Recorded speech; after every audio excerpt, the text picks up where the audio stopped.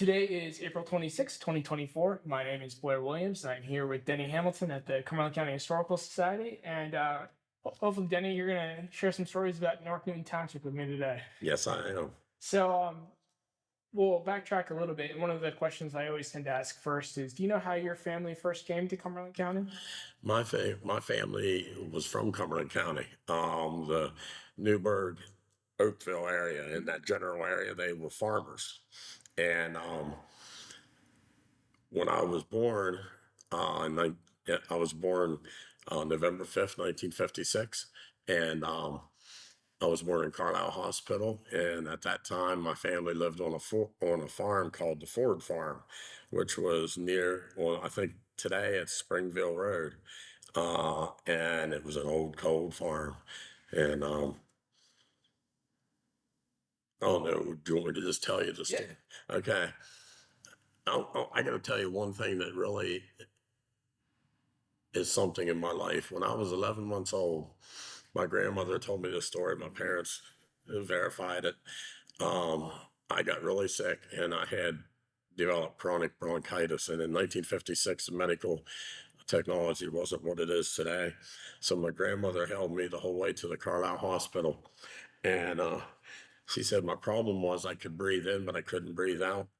By the time they got me through the doors of the Carlisle Hospital, I had turned blue. My lips were blue. I wasn't breathing.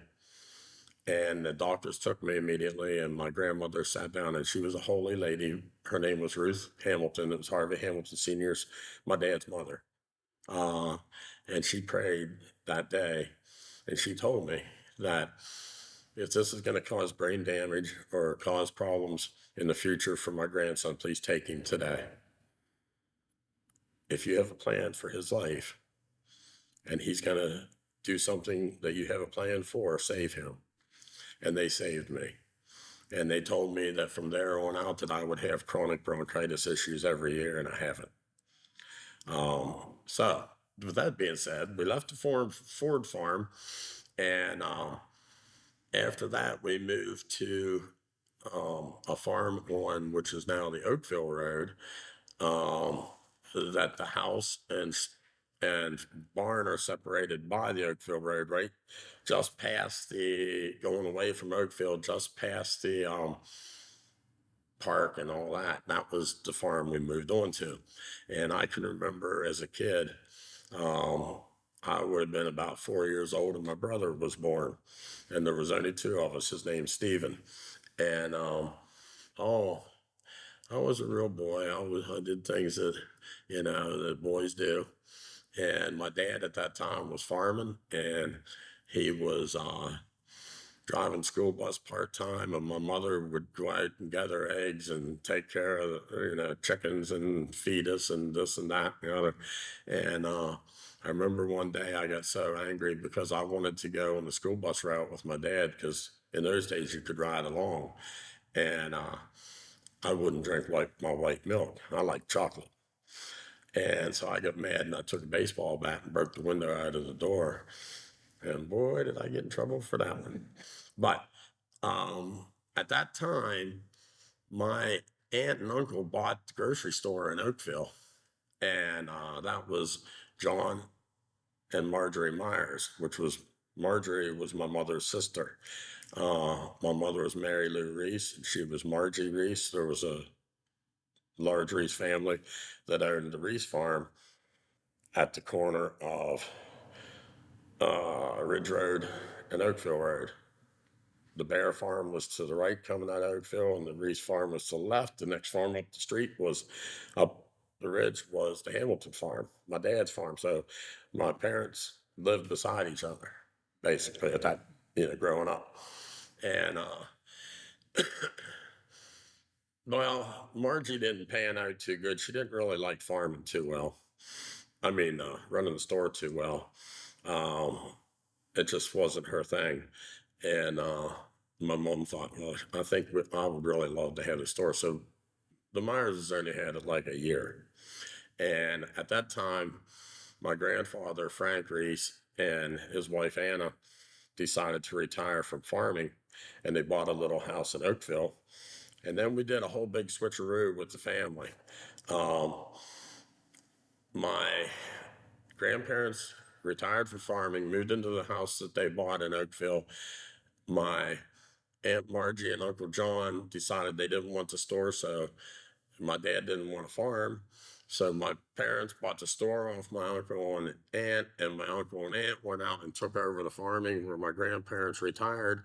And then the farm that was left empty, my uncle Bud, which is my dad's brother, my mom's brother, Donald Reese, he was a Korean War veteran. He still worked at Letterkenny Army Depot. He came from Fayetteville where he was living, him and his family, and they moved into that farm. So everywhere from that would be west, I guess, on the Ridge Road, from the Hamilton farm down, from I think it was Rollers was the name of the next farm up. From his farm all the way down to the Oakville Road and all the way across to Oakville was all Reese Hamilton farms, all family. All that was owned by our family, and then we took over the grocery store in 1961. And so I basically grew up at the grocery store. You would have been, what, 5, 6 years old at that point? Yeah, but just about turning 5, because I started Oakville Elementary in first grade at 5 years old. They didn't have kindergarten back then, so you'd take a test, and if you qualified, you went to school. I went to school. I think they just recently tore down the Oakville school. Unfortunately, I wish they wouldn't. I was a little upset about that. But so I went to school in first grade in Oakville Elementary. And in second grade, we started Oakville Elementary, and they just opened a new Newville school. And I might be jumping around from subject to subject, but I'm just talking about what I went through growing up. And, really, I had a wonderful life growing up. But in second grade, something happened in this country that everybody that was alive, almost, they say, maybe 90% of the people that were alive would remember exactly what they were doing when this happened. In the middle, in November in second grade, we were helping pack up the books and stuff to move to the new Newville Elementary School that was just opening. And that was 1963. Me personally, everybody was allowed to bring in their little 6 transistor radios and tune it into W100 Carlisle. And I was going to the bathroom, and it came across the radio that President Kennedy was shot. So everybody started freaking out, running around circles and crying and everything. And so they sent everybody home. We never completed the move. I guess the school did that themselves. But we went out to my aunt's house at the farm that they took over from us. And my mom was all upset. The people coming in the store. Everybody that I saw that day was crying. And of course, I'm in second grade. And that's something that I'll never forget. John F. Kennedy being shot. And then, you could fast forward. I grew up in the store. I really didn't like store work too much. I'd help my mom stock some shelves when she would ask me to. We had a wood floor, so we'd put this stuff down to sweep it so it didn't create dust. It was for wood floors. But I would go out and work on my grandfather's farm.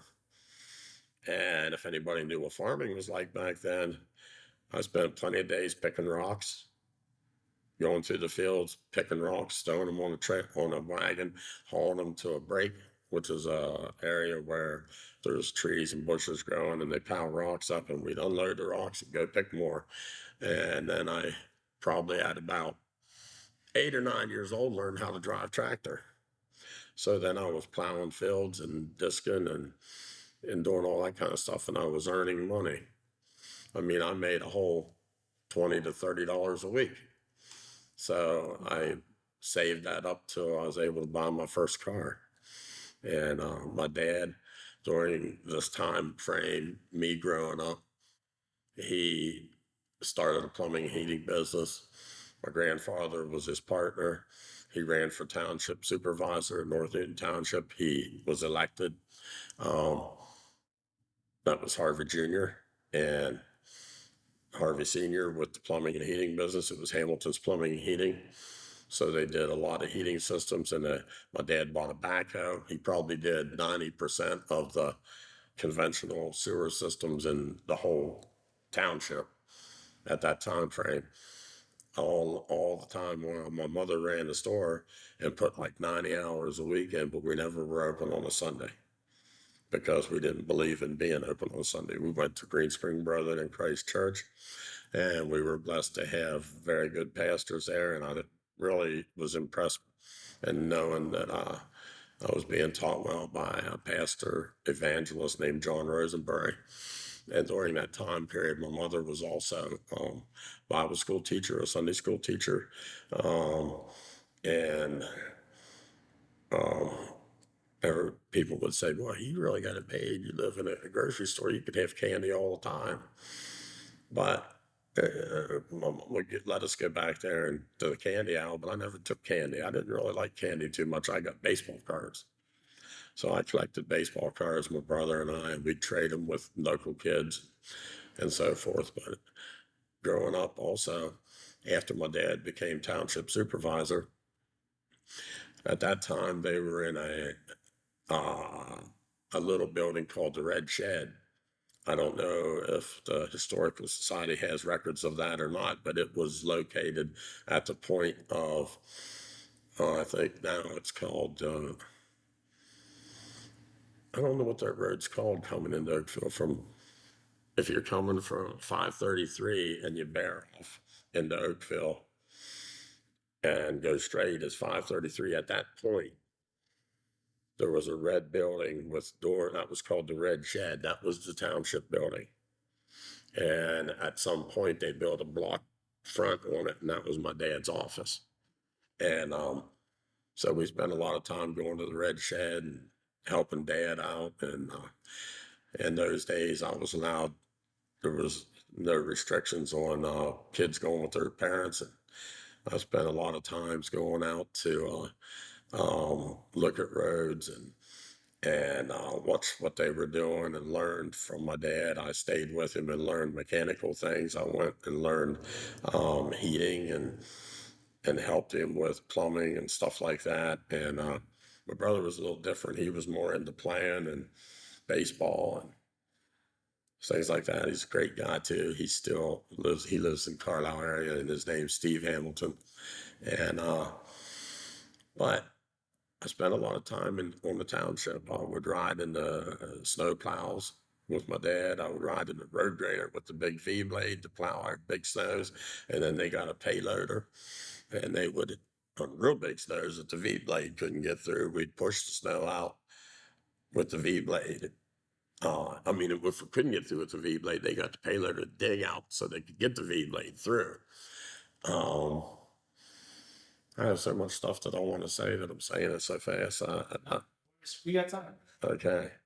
I can remember going on, and I told Bonnie, she's the this was kind of comical. She's the secretary at North Newton Township, and I told Bonnie, I said, I remember one time we were digging the road out. It's called Fry Road now. It connects. I think it's. It comes from Valley Quarry at 533 over to, I have to think of the name of that road. It's the road that comes right down into Oakville, but it goes up over this hill and it's like open fields. And my dad was telling me, we were digging all this snow out there. He said, boy, I want to tell you something. This road would drift shut in a dust storm. And we had to dig that road out. And I remember I spent all night till sunup riding with them and watching all this snow go. And through that time period growing, a lot of things happened. And when something bad would happen, my mother would call me into the kitchen and break the news to me because I was the older one and I was the one she would tell. I'm going to touch on some stuff that's it was public knowledge, but it was away from the desk, but it's part of me growing up. I'm not going to get ahead of myself. Okay, in 1966, we had a really bad snowstorm, and PP&L went down, and my dad used to call them poor power and light because they couldn't keep the electric on, and the storm was really bad, and the drifts were relentless. And that I could estimate, I think if I remember, I was told that drifts were, they cautioned us kids from walking on the crust because if we would go down in there, you might not find us. But the drifts were 12 to 15 feet high, and we were snowed in for 2 weeks at that time. And I can remember Dad had to hook generators up to keep perishables from going bad in the store, but people still made it to the store. They would walk from farms and around and through town across the tops of the drifts to get to the store. And I did a lot of shoveling, and we made some snow forts too, like igloos. And that was a pretty memorable time. And after about 2 weeks, the state finally got out there and dug us out with payloaders and trucks to haul the snow away because there was no place to put it. And then, I think 66 was also the year that my mother called me into the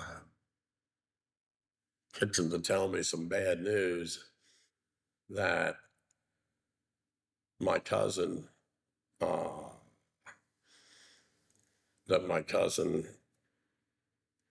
Larry Myers got killed. And I'll tell you, it happened in the field right where Big Spring High School was built right now, in that very field. That school was built on that field.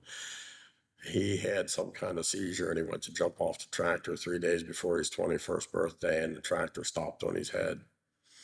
And I remember that news, and I think that was the first viewing that they ever took me to. And then 3 years later, my grandpappers had their 50th wedding anniversary, and he passed away 2 months later. And then I can remember going to that viewing at J. William Barber Funeral Home that doesn't exist anymore in Shippensburg. And as a kid, I don't believe I saw this, but a guy named Arthur Brenneyes walked over to give his condolences to my Aunt Janet Piper, who was another one of Mother's sisters, and he fell over dead at her feet. And I'm like, ooh, now I'm starting to see a lot of things, that the kids don't see. And a couple of years later, I was called into the room again, and my aunt and my cousin were brutally murdered near Roxbury. It was Esther and Vicky Singer, by a man named Warren Bass. I don't know if he's still alive or not, but he was doing 2 life sentences at Huntington for that. And you can find all those records out. And these are things that I experienced on the good, the bad, the ugly, right? This was bad and kind of ugly. But on the good side of that, my parents always took care of us. I had the best parents in the world. Now, their regrets were that they were so devoted to trying to make things good for us, me and my brother, that they didn't have a lot of time for us. So if we were sick, they got intercoms, had one in the store, one in the house, and we would lay on the couch and we would call over if we needed anything, back and forth. So that's how they took care of us. And but I have fond memories of my parents. And what prompted me to contact this gentleman here in the Historical Society was the pictures that they posted of our grocery store that were taken in 1974. That's the year I graduated from high school. And I can't tell you everything that I know because it's going to mess up my next program that I'm going to put on, and it's going to be called Denny's Walk, and it's going to be on YouTube. So I'm going to tell my whole life story at that point. And that's getting ready to kick off next month. So I'm giving you a lot of highlights. Now, in 1974, my parents told me I wasn't there that day. One of the pictures that he did end up posting is my brother and Jim Shope. That's Steve Hamilton and Jim Shope sitting on the front porch, one of the neighborhood boys. And I was a little jealous that I didn't get on any of the pictures, but I wasn't there. But my parents said, hey, we got interviewed today. They're going to do a whole center page in the Harrisburg Patriot News about our grocery store. So they took pictures of my mom and dad and Steve and some stuff around the store. And throughout all these years, I cherished that stuff, and I tried to hang on some memorabilia. And the only thing I had was a newspaper article. It was getting pretty ragged from 1974 until I guess it was about a week ago or so. I saw on Facebook the Historical Society inherited through, I guess, a will, Mr. Bradley's pictures that he took. And these were the original pictures. This is what excited me so much. These were the original pictures that were submitted to the Harrisburg Patriot News, and they posted it on Facebook. And it was the first thing I saw when I opened Facebook was my parents. And I immediately called the Historical Society and wanted to talk to who was responsible for this, because I wanted to thank them for blessing me so much, because now I can print those pictures and save those pictures for me. And I'm interested in going through and talking about anything that would be of interest of historical value to the Historical Society, because I hung close with my dad, and he ran that township. He built that township with his brother Harold, and he worked on the township at North Newton. He was the roadmaster and the township supervisor. My mother was we had the grocery store, and it was the center of this little town. Everybody came there, and everybody that knows that still might be alive will tell you that. And there's not too many people still alive that can tell you all the stories. So that's why I want to tell them. So one of the things that I want you to know is the picture that he posted was in 1974. The following year, my mother decided to have an elective surgery of repairing a ruptured navel belly button.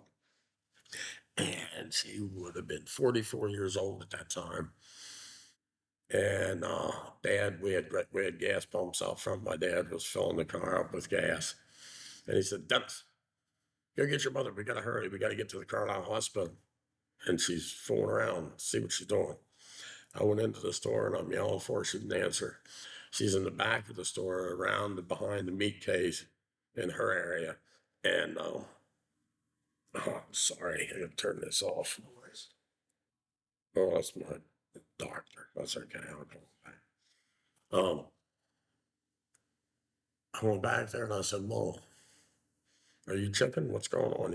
I'm trying to get her to smile. And she said, Dennis, I need to talk to you. This is something I've only shared with a few people, and I want to share it right now. She said, I just want to remember the story the way it is. You know that I want to go to heaven. I just don't really particularly want to go now, because I'm worried about you boys, including your daddy. Promise me that you'll take care of them. I said, what are you talking about? She said, look, I'm going to the hospital. I'm not coming back. I said, what do you mean? Are you fighting? What's going on? I'm confused. She said, Dennis, the Lord is taking me home. For an 18-year-old to hear that with the life, I mean, I had a good life. I had bicycles, I had motorcycles, I had, go-karts, and Steve did too. We did a lot of things with our parents. I could talk at another moment even later about the township itself, but this moment here really took me back. And really, she said, you can't tell anybody. This is our secret. Well, she went to the hospital. She had her surgery on the 7th day. She left this world. And that's what happened to the store. We never stayed another day at the store. When that happened, my brother and I were sleeping out. We liked sleeping outside in tents. Well, we wore the tents out so fast that my dad left me build a building, and I painted it purple. We called it the Purple Shack. And me and my brother would sleep in there. I built a bunk bed for him, and I had a bed in the bottom for me. And we ran electric to it and everything. I did that. Stuff I learned from my dad. My Aunt Sarah Reese, married to Donald Reese, my mother's brother's wife, was running the store to help out. And we had a shell driveway, and I could hear footprints in the driveway. Boys, get up. You have to come in. Something's going on. Your daddy got called to the hospital early this morning. Your mother was supposed to be released at 8, but they called him at 7. Well, in my heart, I knew that she had already passed away because I believed her. And I got Steve up, and we went into the store, and my aunt is walking all around wondering what's going on, what do we do, what do we do, Dennis? And I said, this is what we do. So I went and I pulled the shades down, and I turned the closed sign. And I said, that's the last time the store is going to be open. And she said, what? I said, I think Mom passed away. And of course, everybody would come to the store. So people would come to the store and they'd look in and they're shaking the door. I'd let them in. And then I'd let the next person in. And I'd let the next person in. Well, we got a phone call that one of the local pastors was asked to come and get my dad at the hospital because I guess they had to sedate him. He was really pretty upset. And before he got home, there was probably 15 people in the store that I had left in, and I was giving them sodas and stuff. And reality started sinking into me that this is the end of this life as I know it. It's different. And just everybody socialized for a period of time, and then my dad came home. My aunt said, Harvey's home. Oh, he fell down, he collapsed. My brother and I went out, picked him up, and helped him in. And he sat down and he talked to everybody. Didn't know what to do. He offered me the store. You can have it. Take care of me. Probably one of the biggest mistakes I ever made in my life was saying, no, it's Mom's store. I don't want it. But I wished in hindsight that I would have kept it. Probably would have never had to work for no one. He said, I want to tell you, we're still 1,300 in debt. 1,300. We took inventory. We had almost 50,000 in inventory in 1975. But that was, I think, July 23rd, 1975, the day the store closed for us. And we sold it to another family, the Frakers, and they opened it. They bought it for an investment property, and they never restocked anything. They just bought a large inventory. And the only thing they restocked was perishables like milk and bread and meat. And they just kept the place till they sold off all the inventory and then shut it down. So there really was no store as you knew it after us. But my dad continued to work at the township. And one day my dad and I had our differences. I was really I'm proud to say that I was really a mommy's boy. I loved my mother. And Dad got remarried, and I didn't take that very well because I felt like after having sale for the store and everything and the house he built, that this lady was taking over Mom's part. But the reality is that Dad needed a companion and everything, and that's a different story. But I got past that, and my dad and I became best friends. And I decided to go to school for HVAC. I knew heating and plumbing, but I wanted to learn the new stuff, the heat pumps and the gas furnaces and the things that Dad didn't know. And so I did. I went to school at MTA, HVAC school in Harrisburg, got a job at Service Oil Company in Harrisburg. And there's a lot of things in between. My life was there was a lot of things that happened, but I'm skipping to the end of Dad's life right here. He was 59 years old, and he would call me every day and tell me what he did for the day and how he was and everything. And one night he called me and said, "How you doing, buddy?" And I said, "I'm doing okay. How you doing, Dad?" And he said, "I don't know. I feel great." I said, "You do? Okay, good." He said, "But I'm yellow." He said, "I'm as yellow as your yellow pages." And I said, "Well, I'll be up to take you to the hospital." He said, "I've already been there." I said, "What'd they find out?" He said, "I have a cancerous, I got a tumor on my bile duct." And if you know anything about tumors on bile ducts, I don't know that there was ever any survivors from that, ever. They tried to do surgery in Harris in Carlisle, and they kind of it was more than they could do. So they got him healthy and sent him to Johns Hopkins, and they couldn't do it. So he lived 6 months after that. And that would have been in 1992.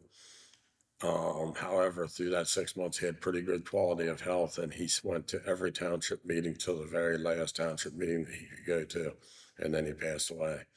And he was totally devoted to the public, totally devoted to the neighborhood and his friends and his family and the people all around town, as well as my mother was too.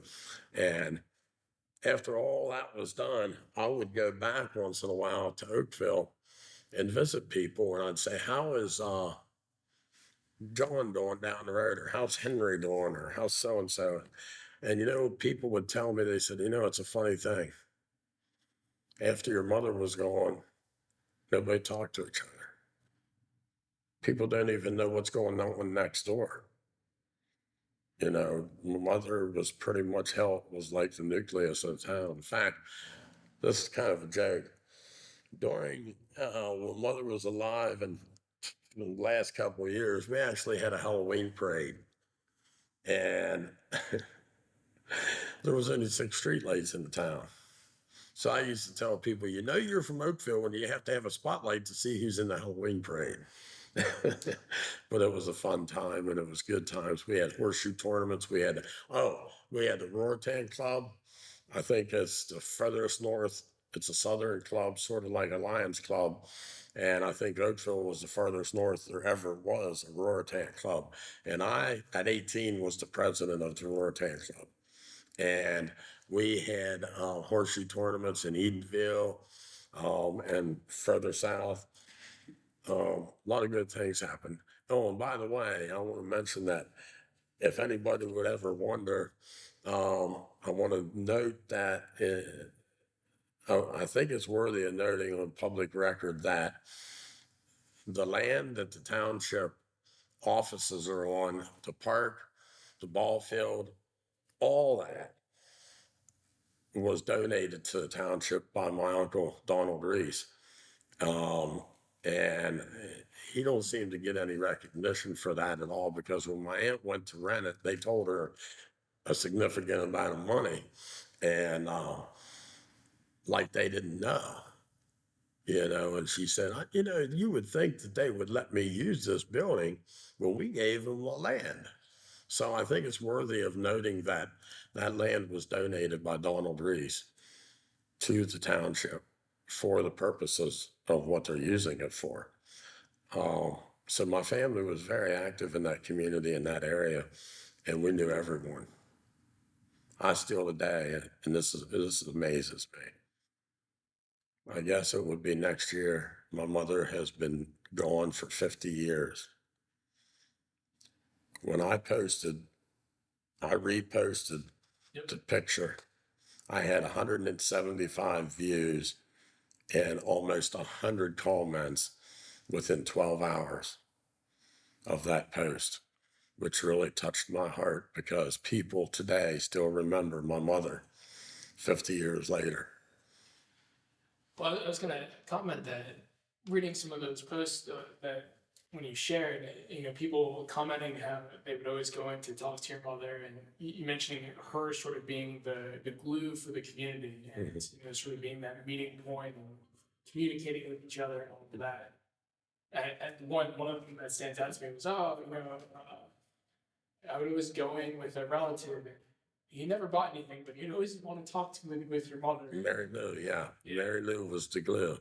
And it's interesting that you mentioned that sort of after the store closed, that losing that sort of focal point in the community. It just changed. The whole town changed. And it's, and I knew that living there. I knew that it was a special place. And I knew that my mother was a special person. Um, People could come there and knock on our door at any time. And if they needed something, the store was open on closed hours. There was never a time that they could come to that place to our place, and we were there, that they would get a negative response. They would get what they needed. My mother would get up at 3 a.m. sometimes if the Rortan Club or the church or somebody was doing a hoagie sale or whatever. A lot of times people didn't make all those hoagies. She did. Or she cut the meat and had everything ready for them to make the hoagies or the ham sandwiches or whatever they were making. She did that on top of all the hours she put in. And I'm going to tell you, she put 90 hours a week in that store. And she really loved the people that she was around. And she was a devout Christian. Like I said, she really wanted to go to heaven, but she really didn't kind of really want to go then. But she felt blessed that the Lord chose her to go, and she knew it. And I know she knew it because she told me she knew it, and it happened. And I was kind of pretty sad that she was only 44, and I didn't take things well. And 18 years old is a hard thing to take. And but I don't think a lot of other people took it too well either. It was a pretty big blow to a lot of people. And but my dad stayed active in the area. He stayed at the township. He stayed in touch with people, and he worked with people. And my dad was very conscientious on saving the township taxpayers' money. And Yeah, we have an example of that here. yeah, I brought that into this here. Growing up, everything was RD or rural delivery or rural route 1, 2, Shippensburg, Newville, whatever. When it was decided that all roads had to have a name, my dad and I would say, I'd probably mostly he came up, sat down one night and wrote names down for every road. And I'm certain that it did go in front of the township board, and which one of them was my Uncle Harold Hamilton, his brother. But basically, between the two of them, they hashed out all the names. And my dad, actually, I saw the whole list before he took it to the meeting. He named them all. This is an example of how my dad cared about the taxpayers in the township. If you look at this isn't your standard sign. He bought this metal, and he bought these couplings, and he bought the posts with township money, but he took the time to paint them and to letter them and to put them up to save the township and the taxpayers' money. And this was blessed by going to the township and asking if any of they now went with the standard road signs like you see everywhere. They gave me a handful of these signs. I'm going to donate this to the Historical Society. This is one of them that my dad did himself. And that would be whatever year that was. I don't remember, but I'm sure it's easily found out, is the year that they decided to go from rural route 1 or 2 or 3 or 4 to road names. This was Cabin Road 394. The 4 must have fell off. That's glue. But these were pretty cool, and it was pretty cool the township was able to hand them to me. And I want to give this to you guys. And I think that's a pretty cool thing. I really do. And I'm proud to have grown up when I grew up, and I saw a lot of things. Where the trails is now, I guess I'm going to backtrack and when things cross my mind. Before rails, the trails, it was Pennsylvania Railroad, and then it became Conrail. And at a certain age, I can't remember how old I might have been, about 12. But when you live beside the railroad tracks, when we first moved there, I'm going to skip back. There was a big building beside our store, there was a building across the tracks from our store, and there was a building across the road from our store. They used to be just a little older than me, but they used to be the places where you would get tickets to get on the train and so forth. Because my mother would tell me when she was living on the Reese farm growing up, she would walk into Oakville and give them a nickel for a ticket, and she would ride the train to Shippensburg and work at GC Murphy's and then reverse that and come home and walk a mile home. But in growing up there, I watched the demolition of these different buildings and turned into parking lots. And the railroad was gracious enough to allow us to use that for parking for the store. And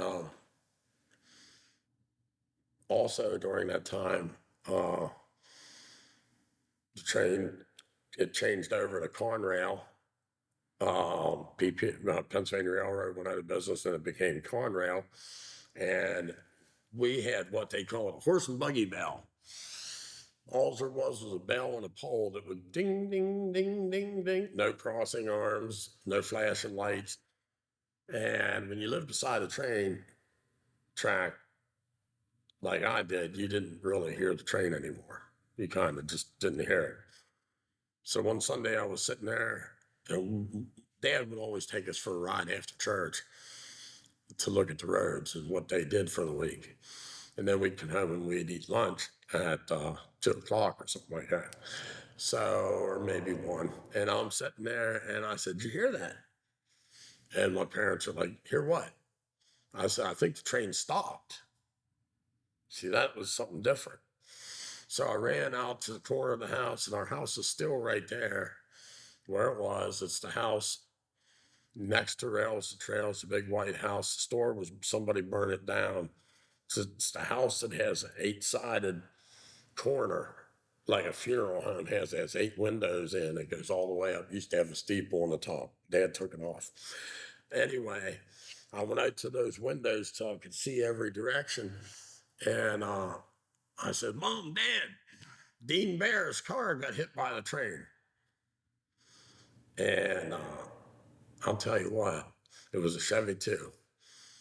And everybody knew who Dean Bear's car was because it was a fancy Chevy 2 with 2 antennas coming up the back. When that train hit that car, that was the beginning of what they called unibodies.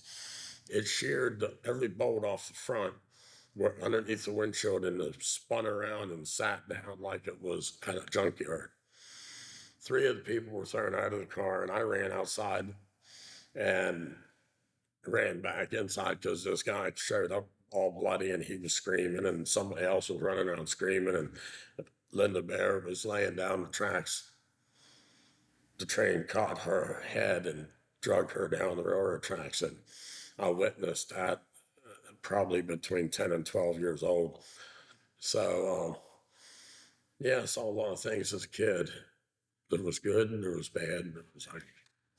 But on the good side of the horse and buggy bell, one day, Archie Coy owned the farm out at the crossroads on 533, and he had a stroke.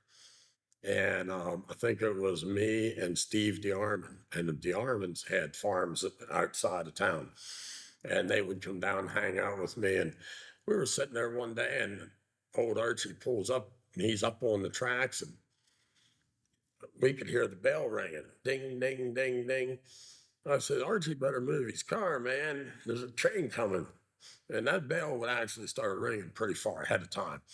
So me and Steve DeArmond ran over towards the tracks to see what's going on. And on our way there, it wasn't very far, maybe 100 yards. On our way there, we're talking to each other. Should we try to push this car out of the way, or what should we do? By then, we saw the train coming. The trains went pretty fast through there, maybe 35 to 50 miles an hour. They were coming. And old Archie's in there and hear his car stalled. He's trying to start his car. And I said, "We ain't even going to try pushing this car." We yanked the car door open and yanked Archie out of there and drug him up. I mean, this man had a stroke. He's half limp on one side. So we basically drug him to safety, and bam, the car got hit right behind us. I'll never forget it. And he said, "You boys saved my life. Well, you saved my life." That's nothing that ever makes the news or anything like that, but that's just an event that happened. And I can tell you that the Army boy would remember that. Um, so I didn't really plan well for an interview here. I'm just kind of going on and talking about events and things, and That's how we roll. there was a lot of events that happened, and what I really encourage somebody to do sometime is just think of things and this. Oh, there used to be another feed mill too that was closed down. That would have been, it was Burt's Feed and Farm Supply, catty corner across, that's torn down now. And the trails, the railroad. And then on the Shippensburg side of the Oakville Road, there was a brick feed mill that was ceased to operation before we moved there. So it was there. Kids would lay on the bank. There was like a little hill by the railroad tracks, and we'd lay there in the dark, and we would imagine that we saw ghosts going by the windows of the feed mill. We'd talk. "You see that ghost over there?" We'd shine lights in. We'd try to catch the ghost. And old Jake Negley, he still lived in the little house that was right against the tracks. It was part of I think it used to be the ticket booth for the train whenever it was a passenger train. He lived in that little house, and when we'd go in to visit Jake, he always drank those little 6.5-ounce returnable bottle Coca-Colas. He would give us a Coca-Cola, and we'd sit in there, and we always liked to sit in there when the train would go by, because a Coca-Cola bottle would go like this. When the train went by his house, everything went like this. And, memories like that were pretty cool memories. And then when Jake died, the railroad decided to tear that house down. And I have really vivid memories of a lot of this stuff. Do you have a question? Well, yeah, I was just hoping to clarify a little bit. So you mentioned that there was an intercom system between your house and the store. So, but the store burned down, the house is still there. So they were separate buildings? Or? Yeah, well, what they were was the house is where it is now. The store was probably 25 feet away from the house. If you look now, if you go there now, you'll see a garage sitting back behind the house, which that was the back end of the store. My dad built that block part to work in and partial storage and stuff for the store. The store was wooden, and it came to the front with the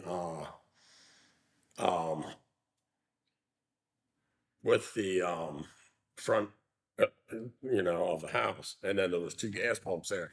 I actually did I have, and I can provide them to you.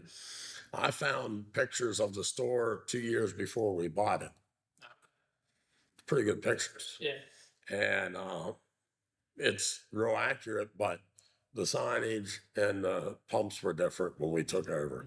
But it really gives you the exact. So what Dad did was, he didn't want my mother to have to walk in the rain or bad weather or snow between the house and the store.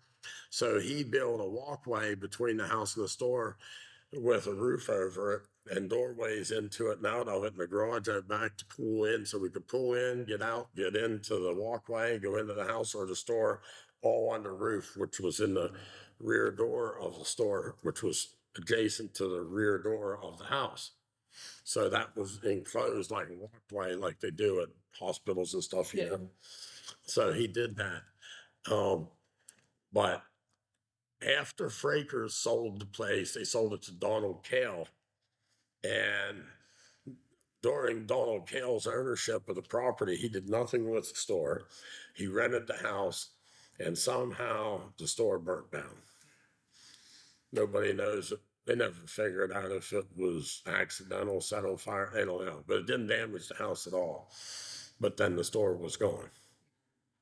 So, does that answer your question? Yep. Yeah, and the other question, I know we talked a little bit on the phone about Agnes in 72. Oh, yeah. Agnes in 72. That is something I'll never forget. I remember I started out in the house, and it was getting really bad. The rain was coming down in sheets. And I mean, it was coming down really bad. You could see, well, when I looked out the front of the store, I could see it looked like your hair parted in the middle. The rain was coming down like this. And it was just coming down in buckets and buckets. And my mom said, I want you over in you and your brother over in the house because the windows are smaller. The store had big display windows. I don't want you in here. Go to the house. Well, we were able to go to the house through Dad's little connector, so we were not outside in the wind. We went, and she said, "Go over there and stay there. You have an intercom to call me." And the intercoms were just the old-fashioned. You push down a button and say, "Hey, Mom," leave up, and she'd say, "What?" You know, she'd push her button down. We could talk back and forth. And I can remember standing, and she said, "Stay away from the windows." Well, I didn't stay completely away from the windows because I wanted to see what was going on. I can remember looking out to the street across to the house across the street, and at that time it was Rockwell's house, and that lady, I can't remember her name, but she was a fairly famous artist, Mrs. Rockwell. She's got paintings in art galleries and stuff. And they lived there, and I can remember it was so strong it was blowing bricks off their chimney, and they were bouncing across the street, and it was blowing. And their house had slate roof. The slates were coming, and they were skipping like stones. And Dad made the comment later on, "I'm glad you boys stayed inside because one of them slates could have decapitated you in a second." And while we were standing there watching stuff, and one long till a swimming pool blew by. And then, okay, at the end of all this lasted, I don't know how long it lasted, but Oakville, as small as it is, still 3 different levels of elevation. The store was on the middle elevation where the same as rails to trails, railroad tracks. And then going down towards the school, which would be, I guess, heading, I call it on the north side because it's facing towards the North Mountain. It went down right beside our house. It went down another level, and those houses out there were on a lower level. And then everything the other direction to the south side, which is facing the South Mountain, went up to another level. It rained so hard that the water came down the railroad tracks. It looked like a gushing stream of water coming down the railroad tracks, curving down past the store. And actually, the only time ever that I knew that we had the store and the house flooded coming because it came down. But the lower half, all those houses were flooded so bad that everything in the basement was bouncing against the bottom of the floorboards. And of course, your electric and stuff was in there. And there was good response from, I think it was some people from Vigilant Hose in Shippensburg, some people from Newville Fire Company, and they brought big pumps up there. And I mean, I'm talking pumps with hoses like this here, and they put them in those basements, and they pumped them across the street to a swampy vacant lot, which is now the township building. Back then, it was just a swampy vacant. I think at one point in time, it was a big garden where the township building is now. But they pumped all that water across the street. And I remember down there helping organize and helping hold hoses and all those things. But we traveled around. I traveled around with my father and assessed damage. And we put those little smudge pots out that I was talking about, the little black pots that you light before flares were invented. They didn't have flares yet. And we'd fill them with kerosene, light them up, put crossing things up, and we had to close numerous roads. And one of them was the road that comes out there, the one I told you about, the Bull's Head Road, because it was probably 6 foot deep. That was before they raised the road. So we closed that road. I used to have videos, I wish I still had them, of my brother and I out there walking around with my dad, and got to witness a lot of things. Hurricane Agnes was a terrible, terrible storm, and it was an unbelievable event. And I remember watching on TV, we had these little black and white TVs, and I can remember the water going up at the governor's mansion to this where the governor could step out, on his little landing. It was to the bottom of that. I think it was 47 feet over flood stage. It was an unbelievable event. So yeah, I remember Hurricane Agnes and all the damage that was done. And they didn't, Dad, and I think he had one helper then that he had it on, and they took care of everything themselves as far as clean up and all that kind of stuff with the township. Yeah. So at that time, he was the roadmaster at that point. Roadmaster and supervisor. He was both. Hmm. Yeah, he took care of everybody around there pretty much. Now, how long was he in those two roles? I think I looked up articles. I'd have to tell you exactly, but I got a subscription to the Carlisle Sentinel so that I could look up old articles, and I believe I have that at home when he was first elected township supervisor. And I'm thinking that he became township supervisor somewhere around in the 70s. Yeah. He was working at the township whenever my mom died in 75. So it was early 70s. Oh, I can tell you that even prior, before I was involved before I was born, my parents worked together at the Green Spring Trout Farms. And they helped breeding, moving baby trout from one place to another in the building, and then move them, get ready for transport for sale. They did that. They were in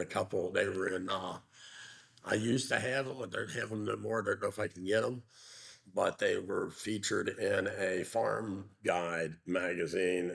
It was about this big. And they had pictures of both my parents in there working at the trout farm for local stuff. And I think they were handing them out at the farm shed building. And that would have probably been in the 50s.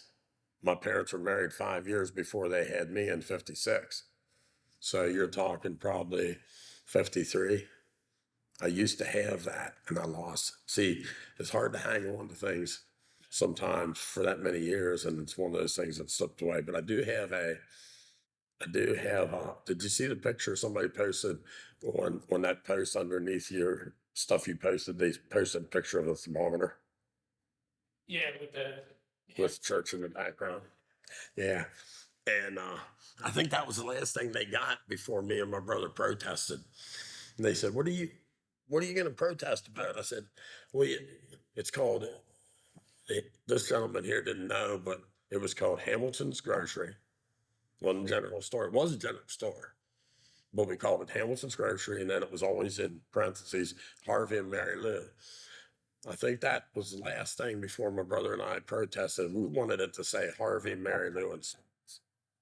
We wanted us to be on there. So they got a big batch of yardsticks, and it said Harvey, Mary Lou, and Sons, and they were all proud. They pulled the yardsticks out and said, see that? And if you misbehave, we're going to break them over your backside. And that happened a couple times. But yeah, fond memories of Oakville. Oakville was a wonderful little area. A lot of people didn't know where it was, but yet it was, if you don't know where it is, if you went straight towards the South Mountain, it's right across from Jacksonville or Wallen Bottom. And then the Oakville Road goes across the other way towards the North Mountain and turns into, I think, Mountain Road. And that's the state game lands. And that was all our family, even on that side over around the state game lands, that was all singers. That was Junior David Singer. He was we called him Jiggs. That was my grandma Hamilton's brother, and he was the township supervisor of Upper Mifflin.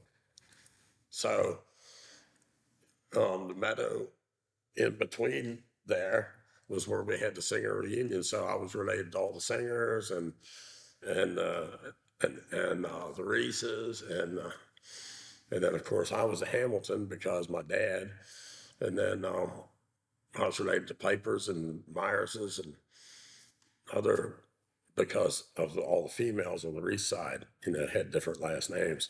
But up until recently, we had only lost out of all the Reese side cousins, we lost Larry in '66, and we never lost another cousin until Debbie died. Debbie Yarlis passed away. His son was murdered in Nashville. That was my cousin's son. And then his album was released a week after his death. I remember reading about that. Yeah. And so along with goodness comes tragedy too. And then now my other cousin passed away, Frank Reese, which was Donald's son. So we've only lost two cousins in the last 50 years. And then there's Myers's today, currently. My cousin Frank Myers, I think he made it on the school board. I think he might be currently in the Big Spring School Board. And he's my first cousin. He's my mother's sister's boy. And then his son owns Myers Landscaping. You see the big trucks all over the place. That is my cousin's boy. And I am Hamilton Heating and Cooling. So, yeah, we've been around. And I will tell you, there's not even though some of my cousins are older than me, they didn't have the experiences that I had because I had the opportunity and the blessings to travel with my father and learn from him. And I would like to say one thing about my life now, when I came back to God and doing the right thing, is that my mother was a generous lady. If people needed something that didn't have money, she would give it to them. I saw her pack up groceries and send them on her way. Dad would used to give her heck because you can't give stuff away, but she said the Lord will reward us. But she was kind and talkative and the center of things. And I guess you can tell I'm pretty talkative too. My dad, he could fix just about anything with his hands. My dad had a 7th grade education. He had to quit school in 7th grade during the Depression to help on the farm. He had another brother, Harold. I think I'm not sure if he graduated or not, but he was shortly behind Dad and he worked on the farm. Then there was Robert and Gerald. Robert, I think, has got his doctor's degree. I don't know if the record's been broken or not yet, but he got his doctor's degree at that time faster than anybody in the state of Pennsylvania ever did. And he was the director of admissions and the director of finance at Messiah College. And then he became the assistant to the dean at Lock Haven University before he retired. And then there was Gerald. And Gerald was an instructor at Thompson Institute and a couple other big schools through his life. And my Uncle Harold since then has passed away. My Uncle Bob and my Uncle Gerald are still alive. And they'll tell you, and they've told me, and I've witnessed them telling other people, that their oldest brother, Harvey, was probably the smartest of the 4. And he had a 7th grade education. And in summarizing what I was starting to say about my mother's generosity and everything, and my dad's knowledge of working on things and fixing things, if people can see those gifts in me, then I'm rich already. That's where I'm at. I just had a couple other questions, if you don't mind. No, don't worry. So you mentioned sort of, I guess one of the things I want to ask you is you've mentioned a number of individuals around the Oakville area. I'm wondering if there's anyone else who stood out to you over when you were growing up or maybe later. That stood out to me? Yeah, character or someone that. Oh my. There was a lot of characters, I'll tell you. I'll tell you, during the time growing up there, Reverend Strauch, he wasn't our pastor, but he was a wonderful person. He would do anything for anybody. You didn't have to go to his church. It was the church of Oakville, a Methodist church. You didn't have to go to his church for him to give you attention. He would come and he would talk to you and he would be there and he would help you and he would take you and he would deliver you or he would do anything for you. Um, he stood out to me. Actually, almost everybody stood out to me. When I lived there, I could go through and name names of all the people that lived there. There was Henry Miller, there was Harry Miller, there was George Miller. George Miller was a retired railroad worker. Always hard of hearing. You had to yell at him because he couldn't hear too good. Harry was a retired railroad worker. There was 3 or 4 retired railroad workers in that town. Sam Burt, he owned Burt's Feed and Farm Supply. Um, he was a wonderful guy. Another man that's still alive is Sam's son-in-law. His name's Jim Pittman. He built houses and so forth. He's in his 80s now, and he probably he could tell you a lot of things. In fact, I remember when I talked about the car getting hit and the lady getting killed, they were very good friends of Jim Pittman's, and he would have been Sam Burt's son-in-law that had the feed mill. And I thought of something else I want to tell you then. But they used to grind chop. I don't know what if anybody knows what chop is. They used to call it chop. What it was cow feed. They would shovel corn, and they had molasses piped into it that would mix into it, and hay and other things, and it would grind it up, and they would fill bags up, pull this chute, and it would fill 100-pound bags up, and it was called chop, and that's what you fed cows. And one of the belts broke on one of the big grinders, and Jim was up there on top, and they had big flywheels with spokes like this, and he had a pair of boots on, the kind that you don't wear shoes in, keeps your feet warm. And it was wintertime, and he had his foot down between them spokes, and he was told them, don't touch anything, and he's putting the new belts on, and somebody turned it on and then twisted his foot around inside his boot, and the only thing that kept his boots from coming off was, or the only thing that kept his foot from coming off was his boot. Well, they fixed him up, and after the accident with Linda and all that, I remember that day too, something else. The coroner and Reverend Strauch came into the store and asked me to go back and find a empty box. I found a Campbell soup box and meat wrapping paper. And they went out to gather up pieces of Linda so the kids wouldn't run across them. And what makes this all come together is talking about Jim hurting his foot, and he was on crutches, and he was laid up, so he was hobbling up and down the railroad tracks thinking about this incident with Linda and Dean Bear. And it was nothing to see jaws and stuff like that laying there from the animals, and he kicked this one jaw over and it had filling in the teeth. And I'll never forget that because he gathered it up and put it in a bag. And just weird things like that. But people that stick out in my mind, Jim Pittman was a big person that stuck out. And he's still alive. And I was just there, and he asked me, do you remember? I said, what? He said, do you remember the rat hunts? I said, oh, yeah. He said, man, we had to put a stop to that. Remember that? I said, oh, my.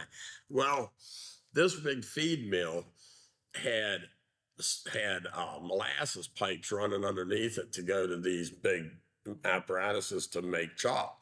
So over the years, you're talking over a long period of time, molasses dripped and sweet things were underneath, and that drew rats. And you're talking back probably in the 40s, 50s, 60s. Now here it is where I'm old enough to run around with a 22 and shoot animals and stuff, So Sam says, this was Jim's father-in-law. Sam Burt says, hey, if you guys want to go over there in the basement of my warehouse with lights, be careful. Take some 22s over and get rid of some of them rats. Oh man, what a thing. We used to go over there and I'd get one guy, somebody would mix with the dearming boys. They were my best friends. They would lift up a pipe and a rat would run out the other end and boom, we'd shoot it. Well, you know what we didn't do? We didn't take the old rats out of there. We probably killed 100 rats and left them in there. Man, did it ever stink in the summertime. They said, that's it, no more rat hunting. Jim just remembered that here probably 2 months ago. I talked to him and he said, you guys should have took that rats out of there when you killed them. But I know it sounds kind of gross and kind of weird, but they were the old days and, you know, you had to do what you had to do. We should have took the rats out and thrown them somewhere. And Hindsight. yeah, hindsight. But people that stood out, everybody stood out. Everybody was like family. It was an amazing time. The other question I had is, you mentioned it a few times that you were fortunate enough to, whether it was ride the school bus with your father or the sort of town truck when he was out working. Mm-hmm.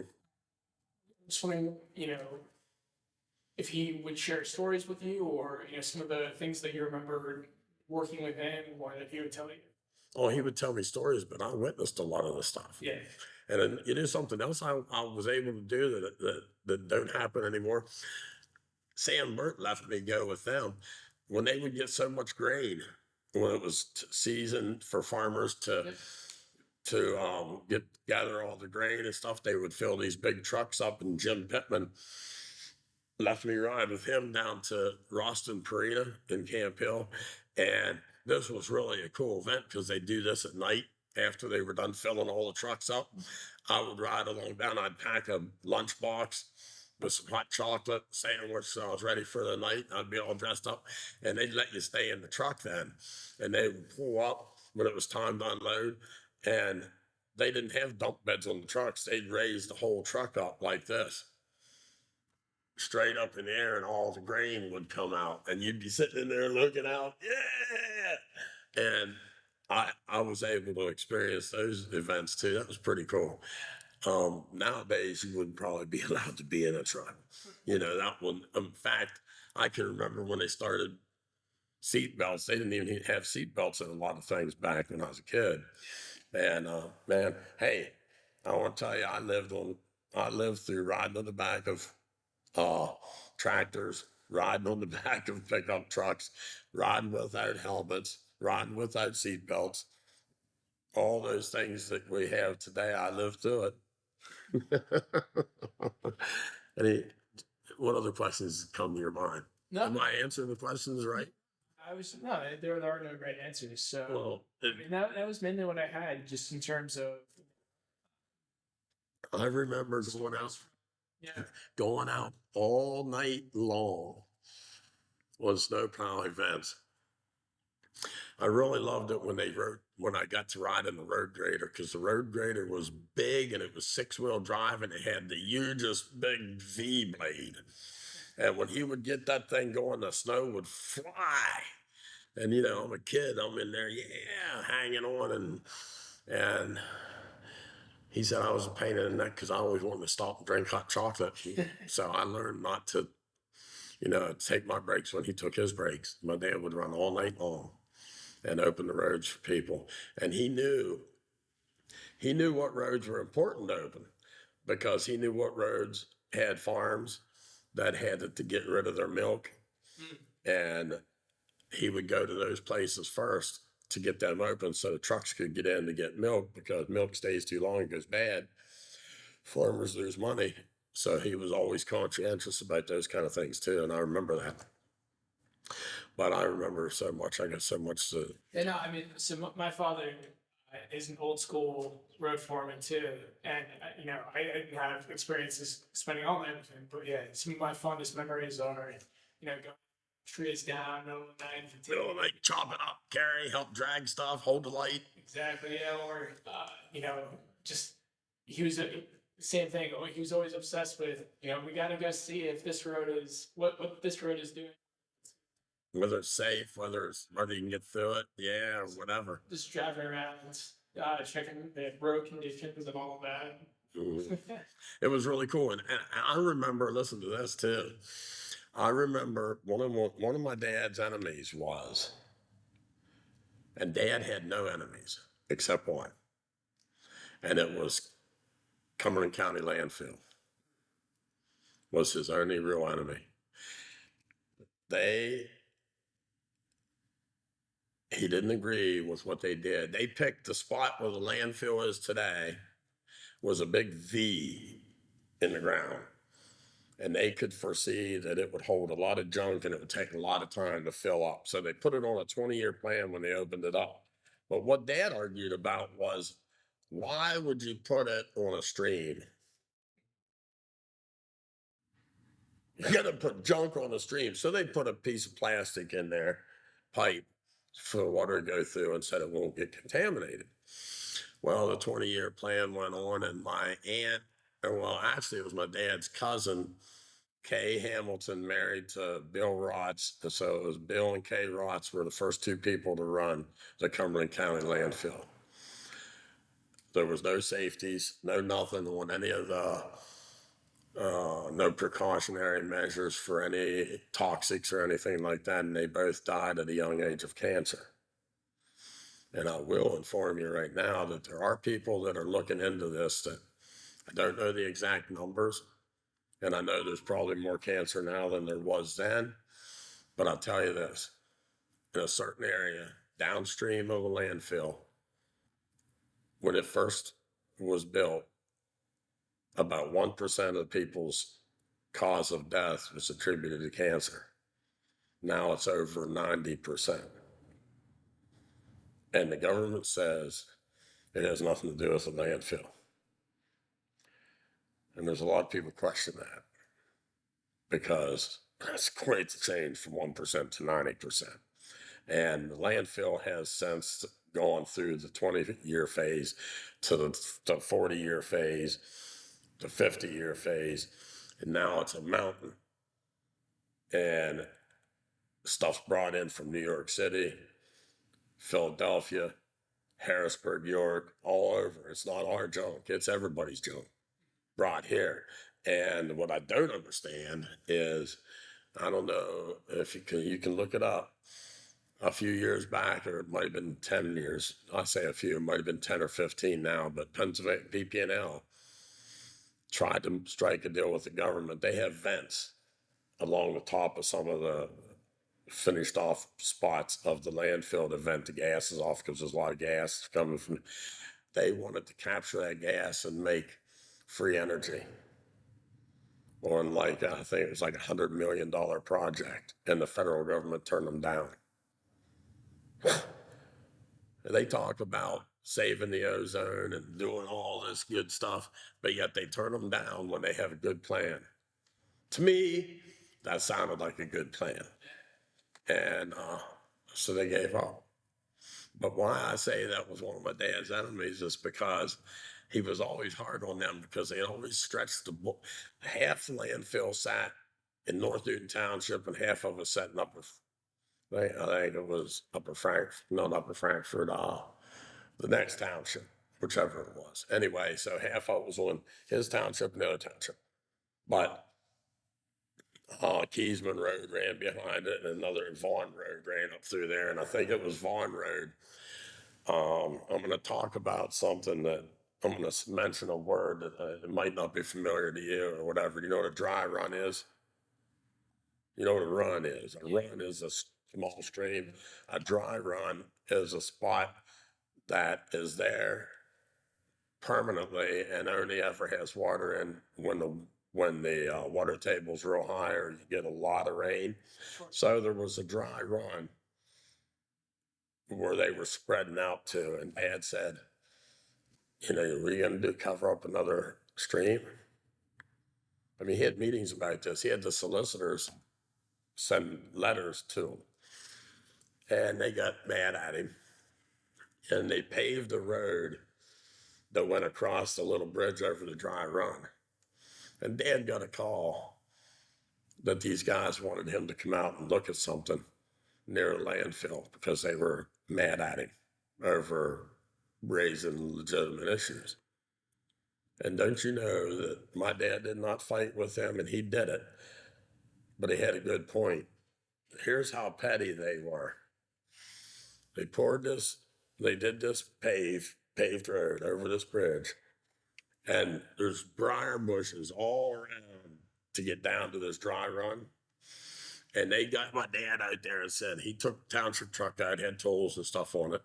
They said, look down there. He looked down, and there was about enough asphalt to fit a spade shovel. That's about that much. They said, you contaminated that stream. You need to get down there right now and get that out of there before we find the township. And Dad said, that's a dry run. I'm not going to argue with you, but it's a dry run. And they said, we don't care if it's a dry run. He said, you build a landfill on a wet run. And they said, Mr. Hamilton, are you going to cooperate and clean that up, or are we going to have to take it? You do da-da-da-da-da. You're in charge. So my dad got all cut up. I'll never forget that day, because he came home and he had briar cuts all over his arms and all over him.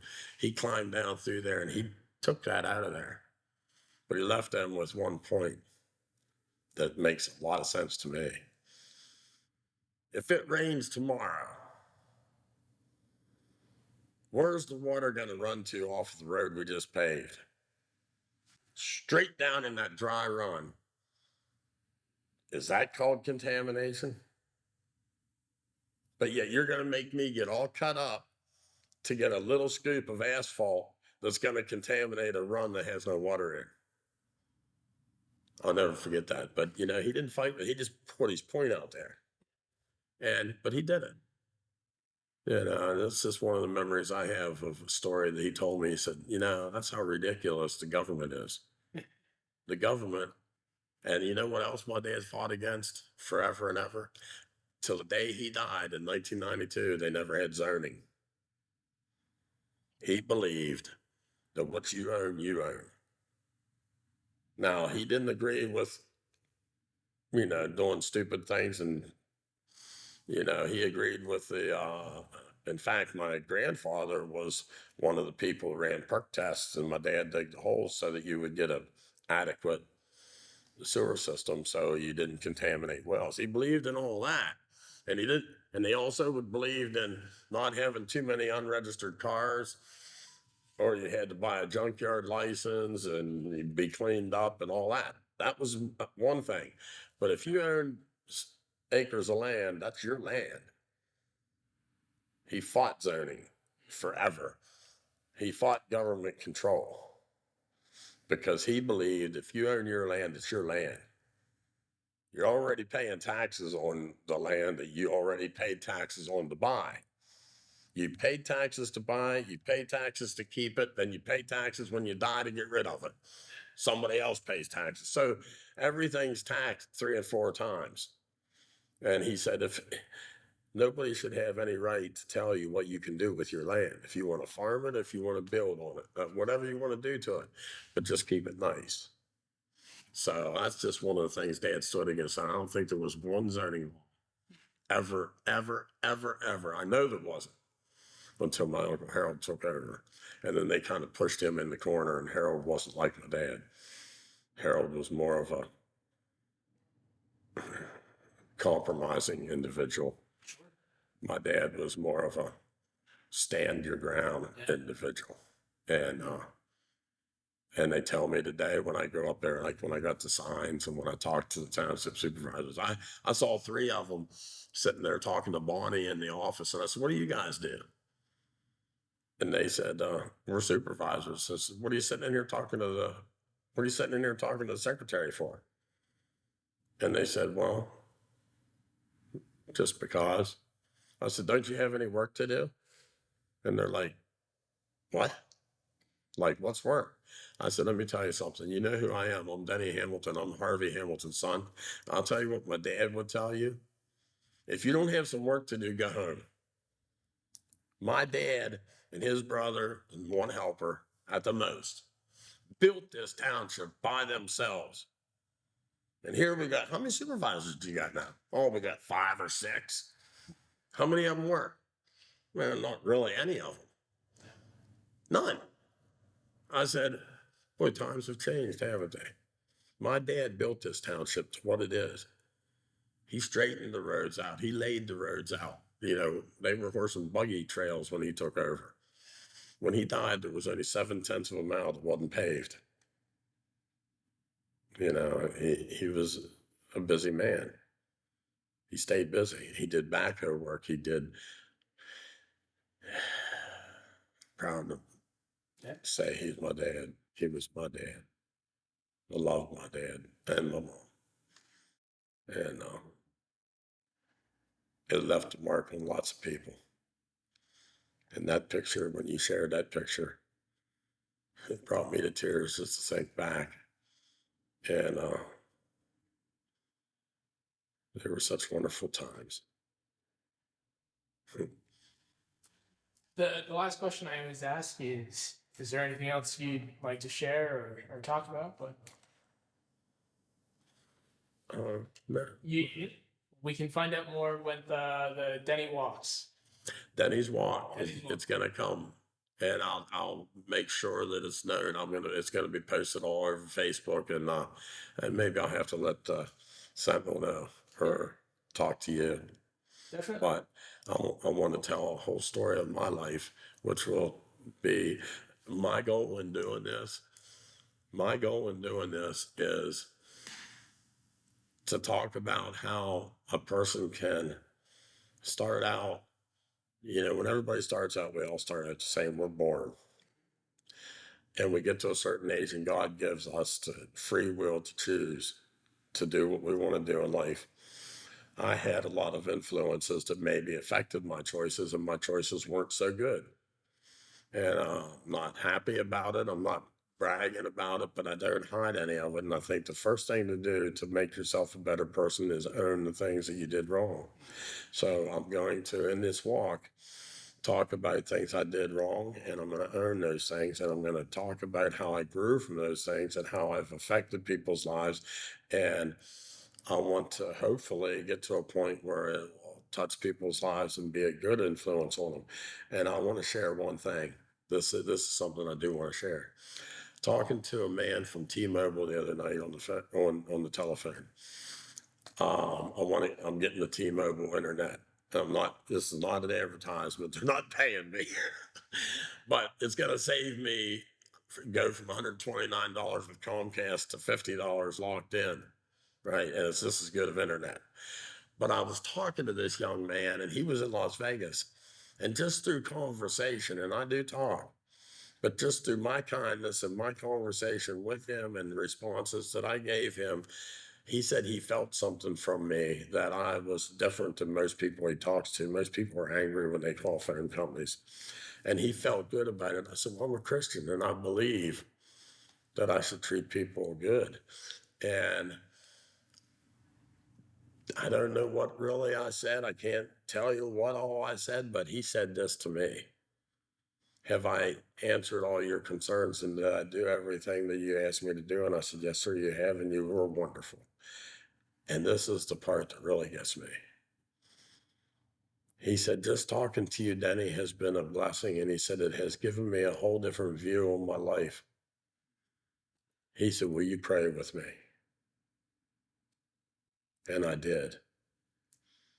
I'd never experienced nothing like that before. On a phone call with a telephone company, probably a recorded line, and hopefully they take it well. Maybe I'll help them. But it was just so interesting. So now I'm getting this sense that my life is starting to have a good effect on other people. And that's what I was talking about earlier, the gifts that I got from my parents. People call me for advice on repairs, on ways to do things with air conditioning. And that's another thing. I want to say one other thing too. When my dad was dying, he didn't have central air in his house. He had a window air conditioner, and he was like stuck in that room. and it was July. So I went and put central air in his house for him so that he could go through his house and feel cool. And he was sitting there He was sitting there on his recliner one day, and I went up to visit him. He said, "I'm so proud of you." He said, "I'm not locked in my bedroom no more." He said, "What you done for me?" He said, "I'm so proud of you." And to hear my day, I was always so proud of him. When his last couple months of life, he's telling me how proud he is of me. Was the big change. And then that brings me to another thing that I have to tell you that's really important to me. My parents were gone. Gave my life back to Christ. And I was invited to it. This is really important. This is something I really want to tell you. And this is one of the things that leads me to Denny's walk. I was invited to a Thanksgiving dinner at Mayersville Brethren of Christ Church. Oh, and I got something else I want to tell you. Anyway, I went to the Mayersville Brethren of Christ Church, and of course I was nervous because it's a sister church to Green Spring Brethren of Christ Church, and I knew I was going to run into people, and I didn't know how they were going to receive me. They'd know. It was never a secret that I did bad things. I mean, I didn't hurt nobody. I didn't steal nothing. I was a drug addict. But I went and I got help, and I got saved. In the middle of rehab, I got saved. I went to a Christian counselor, and he prayed for me. That's another story. But I went to the church, and everybody was like so happy to see me. It just blew me away. And Arlene Lehman, her husband was Charlie Lehman. He had a painting business, and they lived by Green Spring. And Arlene said, "Denny, I need to talk to you in private. I need to talk to you. Can we talk now?" So took me into the library adjacent to the gymnasium where they were having the event. And she said, "Denny, listen, the ladies' prayer group still exists. Your mother was a member of that. And these ladies are all, still together. And God gave me a vision. I had a vision of you. I knew you were coming back. The vision is that he's going to use you in a powerful way to inspire a lot of people, maybe a whole generation. Don't go looking for it. Just don't miss it. He's going to guide you, and you're going to know what to do." Wow. This hit me really hard. I mean, this is like a lot. I wasn't expecting this, And then everybody was so warm, and it was so wonderful. And I think I stayed until they were done doing dishes. Anyway, so time went by. I got married, and my wife and I went to Larry Strauss's house once a month. He was the former pastor, Reverend Strauss, and Melba. We would go to their house once a month for just fellowship and meal and talk about things and prayer. And it was for strength, and they were very happy to see me back. And about probably close to a year after that event that Arlene told me this, Larry informed me that Arlene was on hospice, that she wasn't going to be with us very long. And I need a drink. And he said, excuse me. He said, "I think that you probably ought to go visit her." He said, "It's not my business, but you know how she loved you." I said, "You're right." He said, "Keep in mind, she hasn't been out of bed for 4 weeks, at least. She don't remember people most of the time. But just you being there would be a cool thing, good thing." I said, "Okay." Well, you know how things go. That was Sunday. Friday came, and I hadn't been there yet. And we weren't living very far away. We were living on the Ridge Road at the time, which is just close to Green Spring where they lived. And my wife and I are sitting there watching TV on Friday night at 10:30, and this horn's blowing in our driveway. Bam, and going crazy. And she said, "You better go see what's going on. This must be an emergency. We don't live like that. People don't come and blow their horn in our driveway unless something's going on." So I go out, and there's Charlie Lehman saying, "Somebody wants to see you. Go to the passenger side." And this might be one of the most powerful things, one of the most powerful things that ever happened to me. I went to the passenger side, and there was Arlene, the lady who hasn't been out of bed for 8 weeks. Don't remember hardly anybody that she talks to. She said, "Dennis." She never called me Denny. "Dennis, lean in here." I could tell she was very weak. And I remember I leaned in there and I could feel her cheek on my cheek and I could feel the tears coming down. And she whispered to me, she said, "Dennis, the Lord sent me up here to remind you of the vision. Don't miss it. The Lord sent me to you. Can we pray?"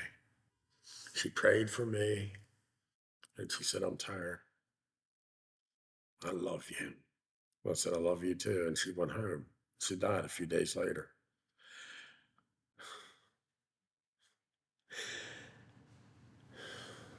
That was probably one of the most powerful things I've ever experienced in a Christian, from a Christian viewpoint or from a human viewpoint, from any viewpoint. That had to be the Holy Spirit moving her. And I'm telling you, I don't care what anybody says about Christianity or about all that. I witnessed that. And that lady was there. And when I told Larry Strauss that she was up and visited me, he said, "What?" I mean, he knew I wasn't lying, but he said that had to be the Holy Spirit. There's no way that she could have got. "She was at your house." I said, "Yeah, in the passenger side of Charlie's truck."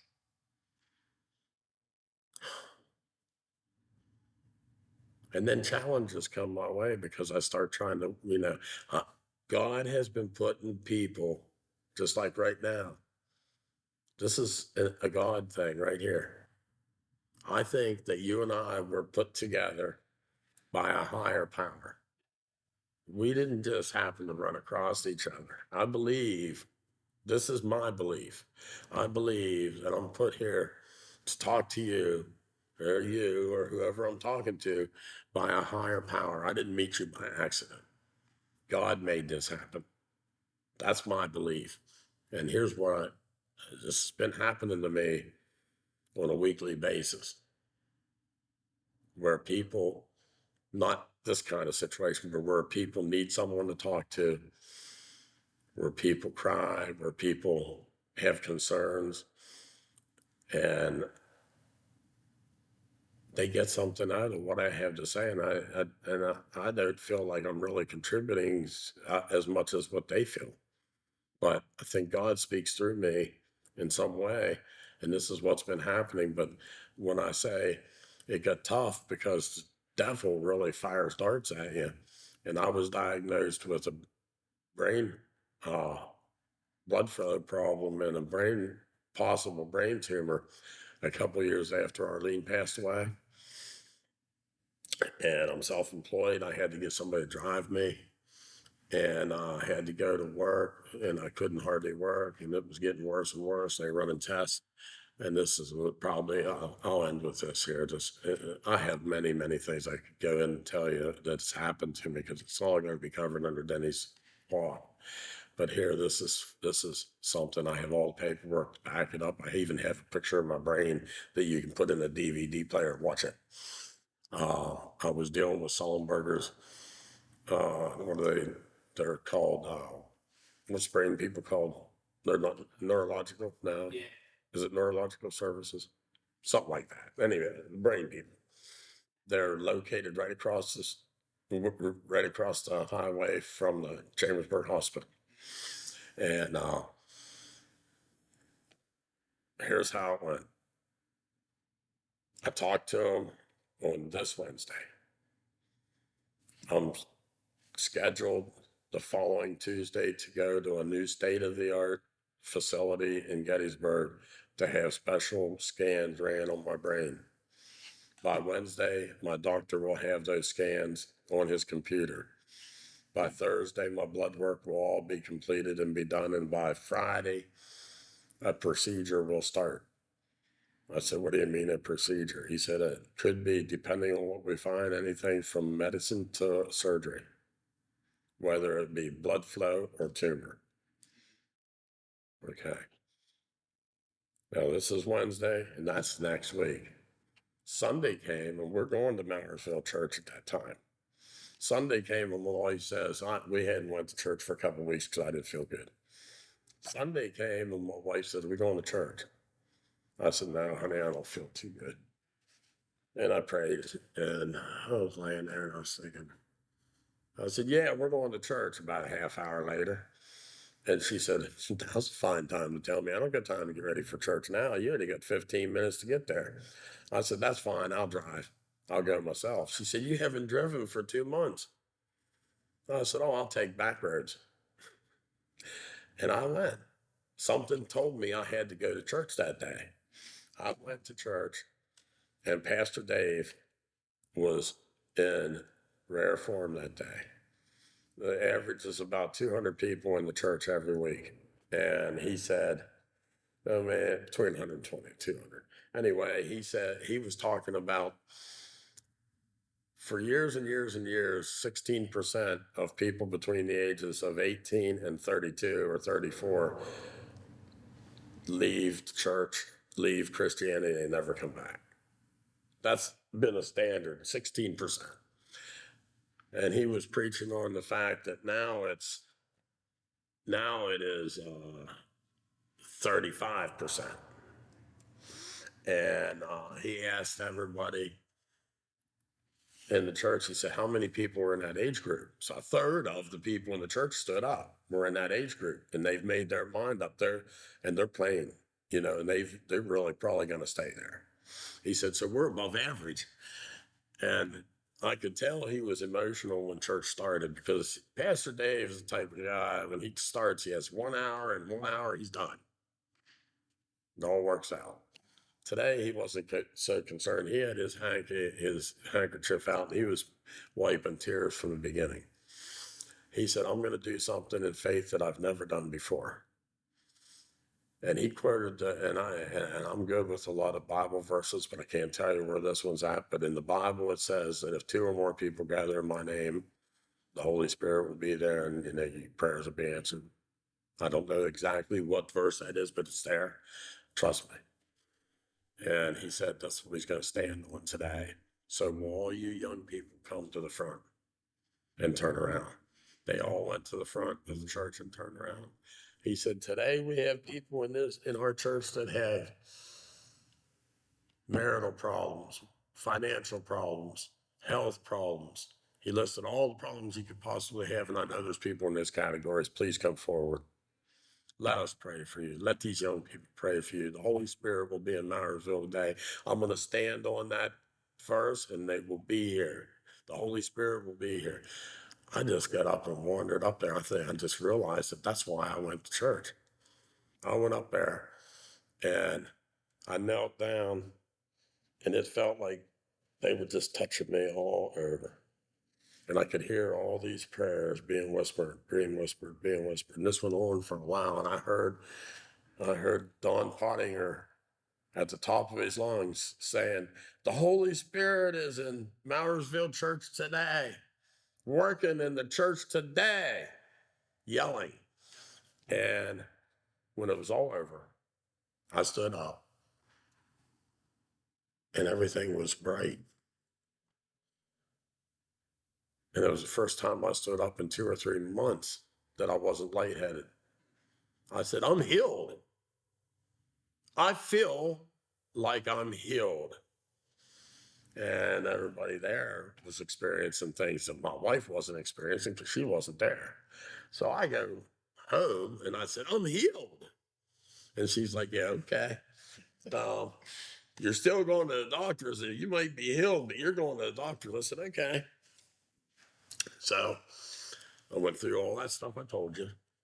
But when Wednesday came, I went through the tests on Tuesday, but when Wednesday came, that was it. He said, I don't know what happened. he had a stack of test results and stuff from the months prior and a DVD. He said, "This is all yours, Denny." He said, "I don't know what happened, but it's all gone. It's you're clear." He's Muslim, and I know he was Muslim because of the things that he had. And he said, "I don't know what happened." And I said, "Well, at church on Sunday, I'm a Christian. They laid hands on me, and I think I was healed." And you know what he said? "Don't ever doubt your faith. Don't doubt it, because something happened." So I went the next day to Mr. Lebo, my family doctor, to do the blood, to go over the blood work because they didn't need to go any further than that then. And he said, "What happened on Sunday?" I know he's Jewish, and we had a connection. He said, "Something happened on Sunday, and you talk a lot, so make it quick." And I told him I was healed. And he said, "I knew it. I knew it." And we walked out of there with our arms around each other out of the room, the exam room. And the nurses are like, "People aren't supposed to come out of here happy like this. What is going on?" And I had this news. So my wife was with me through all this, and she knew it now. So Sunday came, and we were in church. And this is the type of church you can stand up and give testimonies. I stood up and I very tearfully, I mean, I broke down. I said, "I want to thank everybody that prayed for me. The Lord healed me. I was healed. I brought the paperwork just to show you this is it." I even put it's on Facebook. You can find it. If you find the year, you can see I put it on there. I said, "I was healed." And I felt 1,000 hands touching me. I felt hands touching me all over. I could hear all the prayers praying for me. And that's important, that part right there. Because when it was over, the church was over, Pastor Dave, on his way back, he said, "Denny," he always stands at the back and greets people. See you. He said, "Can I talk to you in my office? Do you have time to stick around?" And I said, "Yeah." So my wife's like, talking to people and stuff. I went and sat in Dave's office. He came in and shut the door. He said, "That was a wonderful testimony." He said, "It touched me so much." He said, I'm so happy that you're healed. I know, I felt it. I know it. I believe it. I know it." But he said, "I got to tell you something. I think that's going to be very valuable to you. It's going to mean a lot to you." I said, "What's that?" He said, "How you described the feeling that you were going through, the hands touching you all over and the voices that you heard." He said, "There was only one young lady touching my shoulder, and there was only one young lady praying in my ear." He said, "Denny, that was the angels." And they were real feelings. I felt that. And that might be one. I'll tell you, that competes with the power of Arlene Lehman, the things that have happened to me. And this is what's given me strength. And this is why I want to get the message out. And this is why I'm willing and feel honored to be able to share where I'm at today, because I think our country needs a revival. And I think we're in serious trouble. And I think that I'm not scared. I have faith over fear. I never took a shot I don't wear masks. I don't take shots. I believe in faith over fear. And I think the government wants to scare us. And we have reason to be scared. Trust me, we do. We do. In my opinion, we do. However, I think the faith that I have will beat all fear. I believe that with all my heart. And I have something to say. There's other things that came to my mind, but I'm just going to skip that for now because it'll be in Denny's walk. But Well, again, Denny, thank you so much for sharing your story and the story of your parents and my parents were wonderful. Yeah. No, that I just reading the comments that were left underneath the photo that you shared. Yeah, I think that came across. So. Yeah. People say you look like your mother. Yeah. I want to tell you, I did something really freaky. I have some software, ain't the best, but I have some pretty decent software.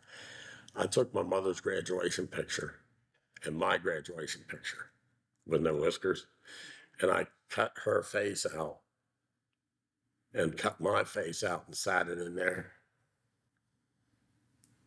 almost like a Friday the 13th movie because I was looking the wrong direction, but we looked alike. Yeah.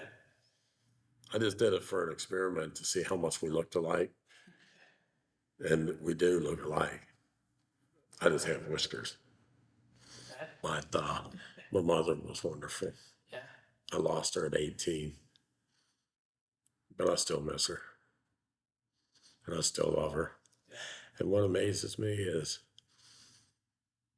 hundreds and hundreds of people still love her too. Whenever her viewing happened at Fergus Unger's funeral home in Shippensburg, it was supposed to be from 6 to 8. It started about 2 in the afternoon and lasted till almost 2 a.m. They had to bring out 2 guest books just for people to sign because there wasn't enough space. And the majority of the people that signed was Mr. and Mrs. and family. They weren't John, Jim, Joe, John, single people. They were families. I don't know if I've ever seen that many people show up to one event, except for maybe a rock concert in my life. And I'm proud that I'm her son. Just saying. Yeah. No. Well, yeah. Thank you so much for sharing her story and your father's story and her story as well. So. Well, thank you. Yep.